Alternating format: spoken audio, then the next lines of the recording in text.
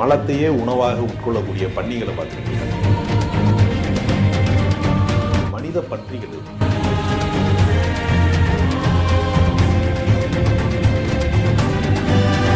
மகிழ்ச்சிக்காகத்தான் அவர் மகிழ்ச்சி எழுந்திருக்கிறாரு. காதல் மனைவிக்கு ஒரு கலைஞனுக்குமான ஒரு எமோஷனல் பாச போராட்டம். அப்புறம் ஏன் அப்போ ஒரு மனிதனுக்கு அந்தரங்கமான ஒரு விஷயமே இருக்கக்கூடாதா? பர்சனலே இருக்கக்கூடாது. எனக்கு பிரிஞ்சாங்க, எப்படி பிரிஞ்சாங்க, எதனால அவங்க? நான் என்ன கேட்குறேன்னா, இதை எல்லார்ட்டையும் சொல்லணுமா? எல்லா மனிதர்கிட்டையும் எல்லா பிரச்சனையும் நம்ம சொல்ல முடியுமா? இப்போ நீங்கள் தாடி வச்சிருக்கீங்க, நான் க்ளீன் ஷேவ் பண்ணியிருக்கேன், இதை நான் விளக்கம் சொல்லணுமா எல்லாருக்கும்? நான் ஏன் க்ளீன் ஷேவ் பண்ணுறேன் அப்படின்னா அப்படி விளக்கம் சொல்லணுமா? இப்போ நான் என்ன கேட்குறேன்னா, இவங்க ரெண்டு பேருமே முதல் கட்டமாக ஒரு சும்மா ஒரு அறிவிப்பு தான் பண்ணியிருக்கிறாங்க. மறுபடியும் இவர்களுக்குள்ள ஒரு சமரசம் ஏற்பட்டு நாளைக்கு அந்த அம்மாவே வந்து நான் வந்து ஒரு எமோஷனலில் இந்த முடிவு எடுத்துட்டேன், தவறான முடிவு, நாங்கள் பிரிகிற முடிவை நாங்கள் கைவிடுறோம், விவகாரத்து ரத்து அப்படின்னு சொல்லிட்டாங்கன்னு வச்சுருக்கேன். இதெல்லாம் மருந்து குடிச்சாவாங்களா? மஞ்சள் குடிச்சாவாங்க. இவங்க பார்த்த மாதிரி பேசுகிறாங்களே, இது அதுதான் இந்த கொடுமை.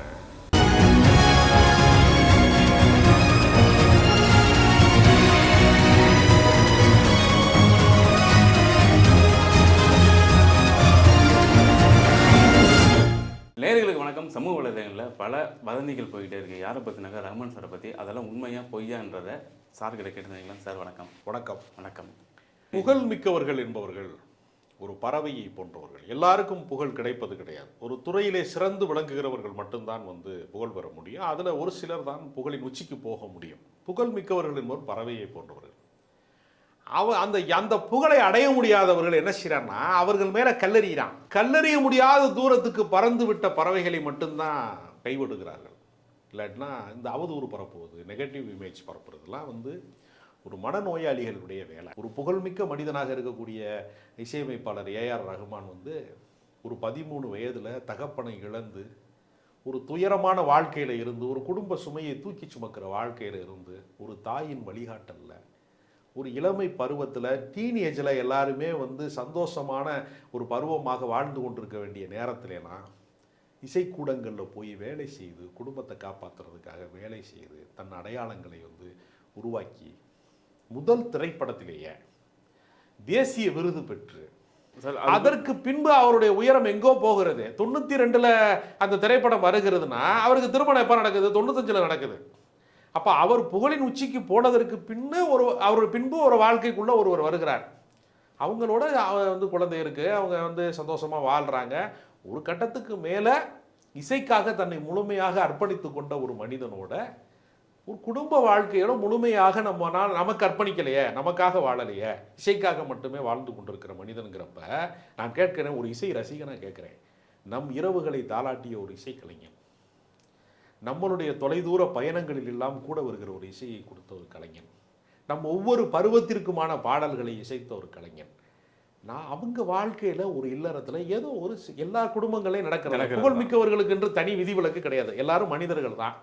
எல்லாருக்குமே வந்து அன்பு எப்படி பூக்கிறதோ அதுபோல் இலையுதிர் காலம்னு ஒன்று இருக்கத்தான் செய்யும். எல்லா மனிதர்களுக்கும் மனம் கசந்து போகிற நிகழ்வுகள் எல்லாருக்குமே நிகழத்தான் செய்யும்.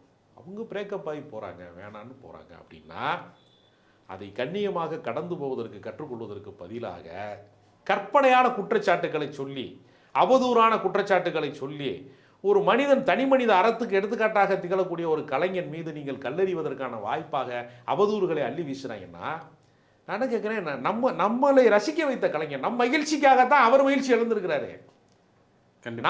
நம்ம தூங்குவதற்கான பாடல்களை அவர் தூங்காமல் இசைத்து கொண்டிருந்திருக்கிறாரு. அவர் கண்விழித்து இசைத்த பாடல்களின் வழியாக அவர் குழந்தையோட செலவழிக்க வேண்டிய நேரம், குடும்பத்தோட செலவழிக்க வேண்டிய நேரம், மனைவியோடு இருக்க வேண்டிய நேரத்தை, இது வந்து ஒரு காதல் மனைவிக்கு ஒரு கலைஞனுக்குமான ஒரு எமோஷனல் பாச போராட்டம். அது இதில் நமக்கு என்ன வேலை? தேர்ட் பர்சனுக்கு என்ன வேலை? இல்லை, நம்ம அவங்களுடைய முடிவு, நம்ம எப்படி அவங்க திருமணம் செஞ்சால் நம்ம அதை ரசிக்கிறோம், அவங்க பிரிந்து போனால் நம்ம வருந்துறோம், அது வரைக்கும் நமக்கு எல்லை இருக்குது. ஆனால் அதில் போய் நம்ம கருத்து சொல்லுகிறோங்கிற, எதனால பிரிஞ்சாங்க, எப்படி பிரிஞ்சாங்க, எதனால அவங்க? நான் என்ன கேட்குறேன்னா, இதை எல்லார்ட்டையும் சொல்லணுமா? எல்லா மனிதர்கிட்டையும் எல்லா பிரச்சனையும் நம்ம சொல்ல முடியுமா? இப்போ நீங்கள் தாடி வச்சிருக்கீங்க, நான் க்ளீன் ஷேவ் பண்ணியிருக்கேன், இதை நான் விளக்கம் சொல்லணுமா எல்லாருக்கும்? நான் ஏன் க்ளீன் ஷேவ் பண்ணுறேன் அப்படின்னா அப்படி விளக்கம் சொல்லணுமா? அப்புறம் ஏன் அப்போ ஒரு மனிதனுக்கு அந்தரங்கமான ஒரு விஷயமே இருக்கக்கூடாதா? பர்சனலே இருக்கக்கூடாதா? எனக்கு என்னுடைய விருப்பங்கள் ஒன்று இருக்காதா? நான் ஒரு கலர் சட்டை ஓட்டிருக்கேன், நீங்கள் ஒரு சட்டை ஓட்டிருக்கேன், இது நம்மளுடைய தனிப்பட்ட தேர்வு. நம்ம என்ன சாப்பிடணும், என்ன உடுத்தணும், யாரை திருமணம் பண்ணிக்கிறணும், யாரோட நட்பாக இருக்கணும், யாரோட லவ்வாக இருக்கணும், யாரோட பிரிஞ்சு போகணும், யாரோட இதெல்லாம் நம்ம தீர்மானிக்க வருது தனி மனித உரிமையா இல்லையா? பொது வாழ்க்கையில் இருக்கிற மனிதனுடைய அந்தரங்கம் என்பது என்ன பொது கழிப்பறையா? அது எல்லாருக்குமானதான்னு கேட்குறேன் நான். அந்தரங்கம் என்பது அவரவருக்கானது. ஜெயகாந்தன் வந்து ஒரு சிறுகதை எழுதியிருப்பார். கணவன் மனைவிக்குள்ள ஒரு சண்டை இருக்கும். மகன் வந்து அந்த பிரச்சனையில் வந்து அவர் மேலே வந்து ஒரு டவுட் ஆகி ஒரு பிரச்சனையை வந்து கொண்டு வந்து சொல்லுவான். யார்கிட்ட? அம்மாட்ட சொல்லுவான். அவர் சரியில்லாதவர் அப்படின்னு சொல்லுவான். ஒரு சிறுகதை இருக்கும். அப்போ அவங்க அம்மா சொல்லும், அவரோட பர்சனல்ரா அது நீ எதுக்குடா கேட்குறேன்னு கேட்கணும். இந்த நாகரிகம் கூட தெரியலன்னா ஒரு தனி மனிதனுடைய அந்தரங்கத்துக்குள்ள ஒட்டுமொத்த ஊடகமும் வந்து நான் என்ன கேட்குறேன், அதுக்கு இப்போ உன் வீட்டில் வந்து கல்யாணம் நடக்குது, உன் வீட்டில் வந்து முதலீடு நடக்குது, அதை இன்னும் உலகத்துக்குலாம் நீ தெரியப்படுத்துறியா? நீ அப்போ ஒவ்வொரு மனிதனுக்கும் அந்தரங்கம் இருக்குல்ல, ஒவ்வொரு மனிதனுக்கும் தனி மனித வாழ்க்கை இருக்குல்ல, அவனுக்கு சோகம் இருக்குது, கண்ணீர் இருக்குது. ரகுவரன் இறந்து போன அன்னைக்கு ரோஹிணி வந்து ஊடகங்கள்லாம் கையெடுத்து கும்பிட்டு எங்களோட தனிப்பட்ட கண்ணீர் இதை வந்து நீங்கள் வந்து வியாபாரமாக்காதீங்க, இதை வந்து நீங்கள் வந்து செய்தியாக்குறதுக்காக வேண்டி என்னோட பிரைவசியை கொஞ்சம் மதிங்க அப்படின்னு அவங்க கண்ணீர் விட்டு கேட்டாங்க.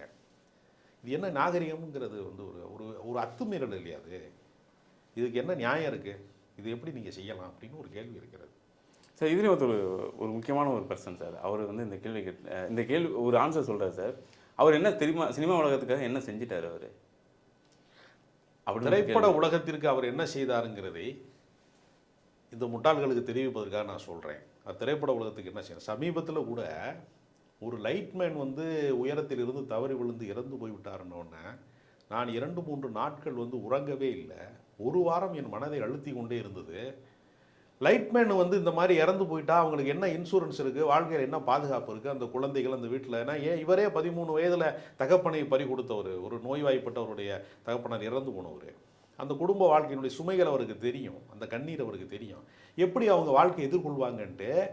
அந்த தனிப்பட்ட லைட்மேனுக்கு மட்டும் அவங்க வீட்டுக்கு போய் ஒரு உதவித்தொகையை கொடுத்துட்டு வர்றதுக்கு பதிலாக இனிமே இது மாதிரி சம்பவங்களே நிகழக்கூடாது என்பதற்காக ஒரு இசை நிகழ்ச்சியை நடத்தி தன் ஒட்டுமொத்த ஊதியத்தையும் கோடிக்கணக்கான ரூபாயுடைய வசூலையும் அந்த லைட்மேன் சங்கத்துக்கு அவர் கொடுத்தாரா இல்லையா?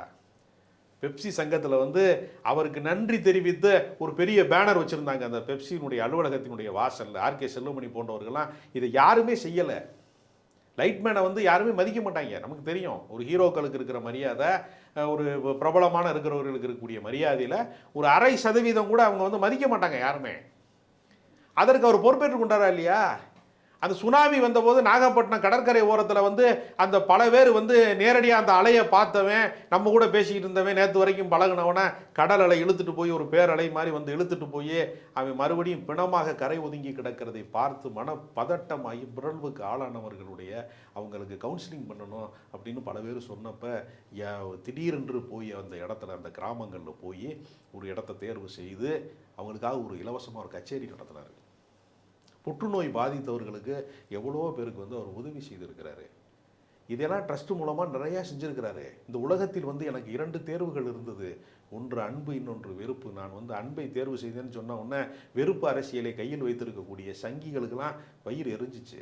அப்போ இந்த ஆளுமைகள் மீது ஏதாவது வந்து ஒரு வீழ்ச்சி வராதான்னு காத்திருக்கிறான்.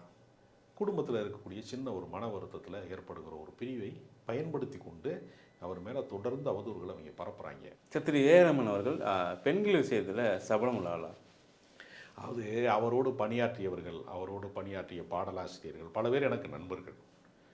கவிஞர் கபிலன் போன்றவர்கள் பல பேர் எனக்கு நண்பர்கள். அவரோட பணியாற்றிய நீண்ட காலமாக சவுண்ட் இன்ஜினியராக இருந்து பின்னாளில் இசையமைப்பாளராக மாறிய தாஜ்னூர் போன்றவர் பல பேரோட நான் பழகியிருக்கிறேன். அவரோட பல பேர் அவங்கெல்லாம் சொன்னது என்னென்னா, நான் கூட ஒரு முறை அவர்கிட்ட ஆர்வமாக வந்து ஒருத்தர்கிட்ட கேட்டேன், பாடகிகள்லாம் வந்து வந்து அவர் மேலே ஒரு பெரிய மயக்கத்தில் இருக்கக்கூடிய ஒரு சூழல் இருக்கு இல்லையா, அதெல்லாம் அவர் எப்படி எதிர்கொள்வார் அப்படின்னு சொன்னதுக்கு, யாராவது கூடுதல் அஃபெக்ஷனாக வந்து அவரை நெருங்கினால் அந்த அந்த ப்ரொஃபஷனல் எத்திக்ஸை தாண்டி யாரும் அவரை அணுக முடியாது.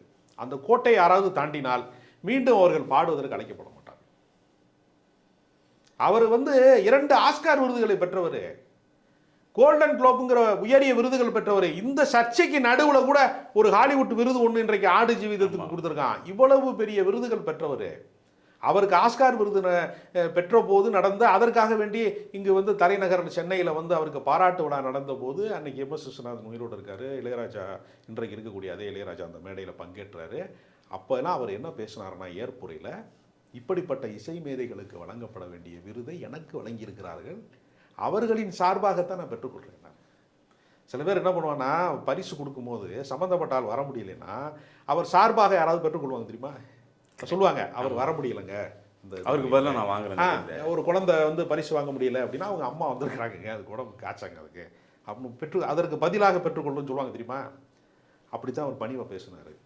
ஓகே சார், இன்னொரு பத்திரிக்கையில் வந்து அவர் வந்து எப்படின்னாக்கா, நான் வந்து அவங்க குடும்ப விஷயத்தெல்லாம் நான் தலையிட மாட்டேன், ஆனால் வந்து இவங்க குடும்பத்தில் எப்படி நடந்துச்சு அப்படின்னு ஒரு இந்த மாதிரி ஒரு இக்கு வச்சு பேசுகிறாங்கல்ல சார், இதை எப்படி சார் பார்க்குறீங்க? அதுங்க, நான் இந்த உதாரணத்தை சொல்லக்கூடாது என்று நான் நினைத்தேன். இருந்தாலும் நீங்கள் சொல்ல வைக்கிறீங்க, இவங்களை பற்றி பேச வைக்கிறீங்க. அதாவது எல்லாருமே வந்து உணவு சாப்பிட்றான், மலங்கடிக்கிறான், மலத்தையே உணவாக உட்கொள்ளக்கூடிய பன்னிகளை பார்த்துருப்பீங்க. மனித பன்றிகள் இது. அடுத்தவன் குறைகளை, அடுத்தவன் பிரச்சனைகளை அதை வந்து வியாபாரமாக்கக்கூடிய மனித பன்றிகளோட செயல் இது. இன்னொருத்தன் குறையோ இன்னொரு இதில் என்ன சிக்கல்னா, இதில் குறைய சொல்லப்படலை, குற்றச்சாட்டை யார் மேலே யாரும் சொல்லப்படவே இல்லை. அந்த அவங்க யாராவது குற்றச்சாட்டு சொல்லியிருக்காங்களா? அந்த வழக்கறிஞர் அந்த வந்தனா சிட்டின்னு சொல்கிறவங்க கூட தேவையில்லாமல் ஒரு பாடகையோட இணைத்து வந்து நீங்கள் பரப்புகிற தவறை செய்யாதீங்க, அதுக்கும் இந்த வழக்குக்கு சம்மந்தமே கிடையாது, இந்த பிரிவுக்கு சம்மந்தம் இல்லைன்னு அவங்க தரப்புலேருந்தே சொல்கிறாங்கல்ல. அவங்க தரப்புலேருந்து சொல்கிறாங்க. எதனால டைவர்ஸ்ன்றதை அவங்க எதுவுமே சொல்லலை சார். அதையும் வந்து வேற ஒரு இக்கு வச்சு இதனால தான் அவங்க டைவர்ஸ் பண்ணுறாங்க. இவங்களுக்கு வந்து என்னென்னா, எல்லாமே இவங்ககிட்ட சொல்லிடணும். சொல்லலைன்னா அதுக்கான காரணத்தை இவங்களே நிட்டு நிரப்பிக்குவாங்க. நீங்கள் என்கிட்ட சொல்லணும் எல்லா பிரச்சனையும். சொல்லலைன்னா நானே பிரச்சனையை கிரியேட் பண்ணி உங்கள் பேரை வச்சு நான் எல்லாத்தையுமே பண்ணிக்கிறேன் அப்படிங்கிற ஒரு ஊடக தர்மமற்றவர்கள், சோசியல் மீடியாவை வந்து ரொம்ப மோசமாக பயன்படுத்தக்கூடியவர்களுடைய ஒரு செயல்பாடு இது. இது ரொம்ப அநாகரிகமானது. யாருடைய தனிமனித அந்தரங்கத்திற்கும் நம்ம மதிப்பளிக்கணும். இன்னொருத்தருடைய அந்தரங்கத்திற்கு மீது நம்ம அத்துமீறுவது, பொய் சொல்வது, அவதூறு பரப்புவது உடனே வைரல் ஆகிடும். இன்னொன்று நான் ஒரு எடுத்துக்காட்டுக்கு சொல்கிறேன். டி ராஜேந்தருக்கு இடையில உடம்பு சரியில்லாமல் போச்சு. அவர் ஹாஸ்பிட்டலுக்கு தான் வந்து அவர் வெளிநாட்டில் சிகிச்சைக்கு ஒன்று ஃப்ளைட்டில் போனார். அந்த டைம் நான் வந்து யூடியூப் பார்த்துக்கிட்டே இருக்கேன். வந்து இறந்து விட்டார் டி ராஜேந்தர், இறந்த உடலை வந்து திரும்ப கொண்டு வர போகிறாங்கன்னு ஒருத்தன் போட்டிருக்கேன். அதில் ஆமாம், நானும் பார்த்தேன் சார். இந்த கொடுமையெல்லாம், அதாவது அவர் அதுவும் வந்து ஒருத்தருடைய உயிர் யார் வசம் இருக்கிறதுனே எனக்கு தெரியல. அது வந்து இயற்கையின் வசம் தான் இருக்கிறது. இப்படிலாம் இது எவ்வளவு மோசமான யோக்கியத்தனம் அது. எனக்கு இன்னும் ஒரு சந்தேகம் என்னன்னா, ஒரு சமூக பொறுப்புள்ள ஒரு ஊடகவியலாளர்கள் இவங்கெல்லாம் வந்து சினிமா சம்மந்தமாக நிறைய நியூஸ் எல்லாம் போடுறாங்க. ஒரு சமூக பொறுப்பு இருக்குல்ல சார், அதுவும் வந்து தரம் தாழ்ந்து இவங்க இப்படிப்பட்டவங்க, இவங்க அப்படிப்பட்டவங்க, இவங்களே போய் பார்த்த மாதிரி பேசுகிறது தான் சார் ரொம்ப மனசு கஷ்டம். நான் என்ன கேட்குறேன்னா, இவங்க ரெண்டு பேருமே முதல் கட்டமாக சும்மா ஒரு அறிவிப்பு தான் பண்ணியிருக்கிறாங்க. மறுபடியும் இவர்களுக்குள்ள ஒரு சமரசம் ஏற்பட்டு நாளைக்கு அந்த அம்மாவே வந்து, நான் வந்து ஒரு எமோஷனலில் இந்த முடிவு எடுத்துட்டேன், இது தவறான முடிவு, நாங்கள் பிரிகிற முடிவை நாங்கள் கைவிடுறோம், விவகாரத்து ரத்து அப்படின்னு சொல்லிட்டாங்கன்னு வச்சுங்க. இவங்கெல்லாம் மருந்து குடிச்சாவாங்களா? இப்போ இல்லை லஞ்சம் குடிச்சாக போகிறாங்களா? விஷம் குடிச்சாக போகிறாங்களா? இவங்கெல்லாம் பார்த்த மாதிரி பேசுகிறாங்களே சார். அதுதாங்க கொடுமை. அதனால் இந்த முட்டாள்களுக்கு வந்து நம்ம வந்து விளக்கம் சொல்லுவது அப்படிங்கிறது பைத்தியக்காரனுக்கு பல்லு விலைக்கு வர்றது மாதிரியான விஷயம் சார். இன்னொரு விஷயம், நான் இந்த இதை நான் உங்களே கேட்கணும். ரமன் சார் வந்து அவங்க அம்மா வற்புறுத்துறதன் பேரில் தான் கல்யாணமே பண்ணதா? அதாவது அப்படி அதுக்கு வந்து அவர் ஆன்சர் சொல்கிறார் சார். அவங்க அம்மா வந்து ரொம்ப வற்புறுத்தினாங்க ரஹ்மானை, அதனால தான் வந்து அவர் வந்து கல்யாணம் பண்ணிக்கிட்டாரு அப்படின்னு சொல்லிட்டு அது நிறைய ஆமாம் அந்த இவர் வந்து சொல்கிறாரு சார். இது எப்படி சார்? இது பல பேர் பல பூதத்தை கிளப்பியிருக்காங்க ஏற்கனவே. அதனால் இது மாதிரி பொய்கள் சொல்லுகிறவர்கள் எல்லாருக்குமே வந்து கெட்டிக்காரை முழு 8 நாள் தானே. டிஜிட்டல் பொய் எத்தனை நாளைக்கு ஓடும்? அடுத்த பரபரப்பு வந்தவுடனே விட்டுட்டு எல்லாரும் போயிடுவான். அதனால் ஒரு தனி மனிதன் மீது நீங்கள் அவதூறு பரப்புறது ஒரு நாள் நிற்காது, நிலைக்காது. அதனால் வந்து அதாவது ஒரு புத்தரின் கதை இருக்கிறது. கண்ணு தெரியாத ஒருத்தன் தீபத்தை எனக்கு காட்டு அப்படின்னு சொல்கிறான். அவனுக்கு கண்ணு தெரியாது. அவன் இன்னொருத்தனும் 2 பேர் ஆர்கியூ பண்ணுறாங்க. எதுக்கு இருக்கிறேன்னு சொல்கிறேன், கண்ணு தெரியாதுன்னு சொல்கிறேன். இந்த உலகத்தில் வெளிச்சமே கிடையாது, தீபம் கிடையாது, லைட்டு கிடையாது, நட்சத்திரம் கிடையாது, நிலா கிடையாது, ஏமாத்தாதியடா, இருட்டா இருக்கடா, எல்லாம் இருந்தால் காட்டுறாங்கிறான். கண்ணு தெரியாதுன்ற எப்படி காட்டுறது? இவன் டிபேட் பண்ணுறான், யாரு இப்போ இருக்கிற டிபேட் மாதிரி தான் அவன் பண்ணுறான். அவன் சொல்கிறான், ஏ இதெல்லாம் இருக்கியாங்கிறான். என்னது இருக்குன்னா காட்டு. அப்போ அந்த கதை முடியுது. அந்த வழியாக புத்தர் சென்றார். அவர் சொன்னார், இவனுக்கு கண் சிகிச்சை செய்யுங்கள், பார்வை கிடைக்க செய்யுங்கள், அப்பொழுது அவன் ஒப்புக்கொள்வான் இந்த உலகத்தில் தீபம் இருக்கிறது, நட்சத்திரங்கள் இருக்கிறது, நிலா இருக்கிறது, வெளிச்சம் இருக்கிறது என்று ஒப்புக்கொள்வான். கண் தெரியாத ஒருவரிடத்தில் போய் அதை பேசாதீங்க. அறிவு குருடர்கள் ஆபாசங்களை பேசுகிறார்கள். அவர்கள் கண்கள் திறக்கும் போது உண்மை தெரிய வரும். அது வரைக்கும் பொறுமை காத்து கொண்டிருக்கிறார் அந்த இசையமைப்பாளர். அவருடைய பொறுமைக்கு நல்ல பலன் கிடைக்கும். சார் அவர் வந்து பணத்து ஆசை பிடிச்சவர், விருது ஆசை பிடிச்சவர், அப்படி தான் இருப்பார் அவர் அப்படின்னு சொல்லிட்டு ஒரு மூத்த பத்திரிகையாளர் அவர் வந்து சொல்கிறார். சார் இதை கேட்ட எனக்கு சிரிப்பு வருது சார், நீங்களே சிரிக்கிறீங்க. பட் எப்படி சார் இது நமக்கு ஒரு எட்டாக்கணியாக இருந்துச்சு அந்த ஆஸ்கர்ன்ற ஒரு விஷயம். அதெல்லாம் வாங்கிட்டு வந்து நமக்கு தமிழன் அங்கேயும் போய் தமிழில் பேசி ஒரு பத்திரிகையாளர் இந்த மாதிரி ஒரு கேள்வி கேட்குறாரு சார். இது எப்படி சார் இது? அது எல்லா பொருளாதார வெற்றிகளையும், எல்லா விதமான வெற்றிகளையும், தன்னுடைய காலடியில் கிடக்கிற எல்லா வெற்றிகளையுமே பிறருக்கு உதவுவதற்கான வாய்ப்பு, மனிதநேயத்திற்கான வாய்ப்பு, இன்னொருவருக்கு கல்வி தருவதற்கான வாய்ப்பு, நமக்கு கொடுத்திருக்கக்கூடிய இந்த செல்வம் என்பது ஏழைகளுக்கு பகிர்ந்து கொடுப்பதற்கான வாய்ப்பு என்று இஸ்லாமியர்கள்லாம் வருடத்திற்கு ஒரு நாள் ஈகை திருநாள் கொண்டாடுகிறார்கள் என்றார். தன் வாழ்நாளில் ஒவ்வொரு நாளையுமே ஈகை திருநாளாக கொண்டாடி கொண்டிருக்கக்கூடிய ஒரு மகத்தான கலைஞன். அதாவது அதிர்கின்ற வீணையிலே தூசி குந்தாது என்று ஒரு பிரமிழ் கவிதை ஒன்று இருக்குது. அதனால் இவர் ஒரு அதிர்கின்ற வீணை. அவர் மீது சொல்லுகிற எந்த அவதூறும் நிலைக்காது, நீடிக்காது. காலத்தால் இது பொய் என்பது நிரூபிக்கப்படும். ஓகே சார், அவர் நிறைய விஷயங்கள் பொய்யா இருக்குது. அது கேட்கும்போது நமக்கே சங்கடமாக இருக்குது. அவங்க குடும்பத்துக்கு 2 பெண் பிள்ளைகள், ஒரு பையன், 3 பேருக்கும் நிறையா ஒரு ஸ்டேட்டஸ் போடுறாங்க, இதை வதந்திகள்லாம் பரப்பாதீங்க அப்படின்னு அவங்க ரிக்வஸ்ட் பண்ணுறாங்க. இதை எப்படி சார் பார்க்குறீங்க?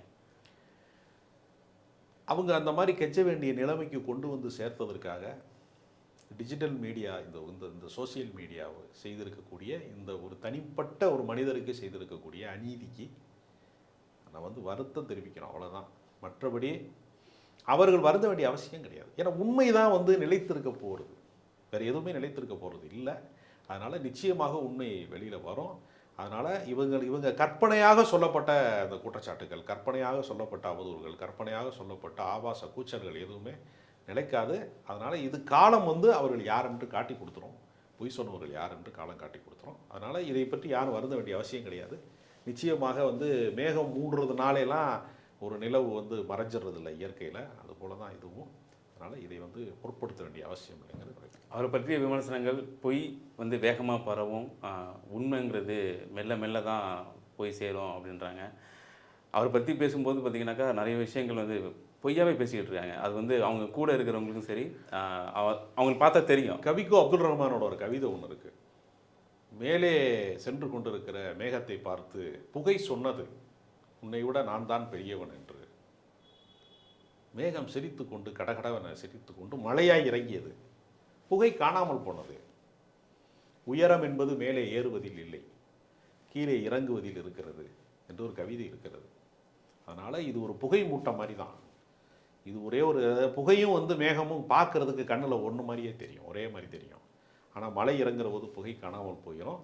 இந்த பொய் என்பது ஒரு புகை மூட்டம் மாதிரி. இது வந்து நிலைக்காது, நீடிக்காது.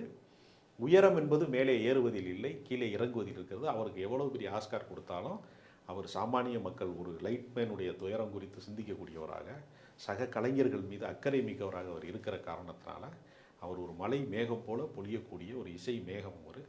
அவர் புகழை யாராலும் கெடுக்க முடியாது. இது ஒரு தற்காலிகமான ஒரு சிறிய ஒரு வருத்தம், அவ்வளோதானே தவிர இது கடந்து விடும், இதுவும் கடந்து போகும். சார் இப்போ பார்த்தீங்கன்னாக்கா அவர் கூட பணியாற்றின சினிமா கலைஞர்களும் சரி, இதை பற்றி எதுவுமே வாய்ப்பு இருக்கலை சார். ஏன் சார் அவர் அப்படிப்பட்ட நபர் இல்லை, அந்த மாதிரி எதுவுமே சொல்லலை, ஏன் சார்? இல்லை, அப்படிப்பட்ட நபர் அல்ல அப்படின்னு எல்லாருக்குமே தெரியும். பல பேர் மீது பாலியல் குற்றச்சாட்டு சொன்ன பாடகி சின்மயி கூட அவர் எனக்கு ஒரு ரோல் மாடல், எப்படி வாழ வேண்டும் என்பதற்கு எனக்கு எடுத்துக்காட்டாக திகழ்ந்தவர்னு கடந்த காலங்களில் சொல்லியிருக்கிறாங்க. இந்த காலகட்டத்தில் இந்த 2 பேருடைய பர்சனலுங்கிற விஷயங்கிறதுனால யாரும் பேசாமல் இருந்திருப்பாங்க. ஆனால் அவதூறுகளுக்கு பதில் சொல்வதுங்கிறது ரொம்ப தேவையான ஒன்று தான். என்னிடம் கூட பாடலாசிரியர் கபிலன் அவர்கள் இது குறித்த அவதூறுகளுக்கு நான் பதிலடி கொடுப்பேன்ட்டு அவர் சொல்லியிருக்கிறாரு. பல பேர் கொந்தளிப்பாக தான் இருக்கிறாங்க, பட் ரியாக்ட் பண்ணலை. வந்து அவங்களோட சேர்ந்து, அதாவது சில நேரம் என்ன ஆகும்னா, நீங்கள் ஒரு குடியாரனோட போய் நீங்கள் பேசுனீங்கன்னு சண்டை போட்டிங்கன்னு வச்சுக்கோங்களேன், குடிக்கிறவனும் குடிக்காதவனும் பேசுனாங்கன்னு வச்சுக்கோங்களேன், 2 பேருமே குடியாரங்கிற சந்தேகம் பக்கத்தில் இருக்கவனுக்கு வரும். அதனால் கீழ்த்தரமானவர்கள் பற்றி நம்ம பேச வேணாம்னு சில பேர் நாகரிகம் கருதி நகர்ந்து போகிறாங்க. ஆனால் இந்த நேரத்தில் அவர் குறித்து பேச வேண்டிய அவசியம் நிச்சயமாக இருக்குது. அதனால தான் என்னை போன்றவர்கள்லாம் நாங்கள் தொடர்ந்து பேசிக்கொண்டே இருக்கிறேன். அது நிச்சயமாக எதிர்வினை ஆற்ற வேண்டும். ஏன்னா அவதூறு மட்டுமே டிஜிட்டல் மீடியாவில் ரெக்கார்ட் ஆகிடக்கூடாது. அதுக்கு எதிர்வினை கண்டிப்பாக செய்ய வேண்டும்னு நானும் கேட்டுக்கிறேன். ஓகே சார், இவ்வளோ நேரம் உங்களுக்கு டைம் கொடுத்ததுக்கு ரொம்ப நன்றி சார்.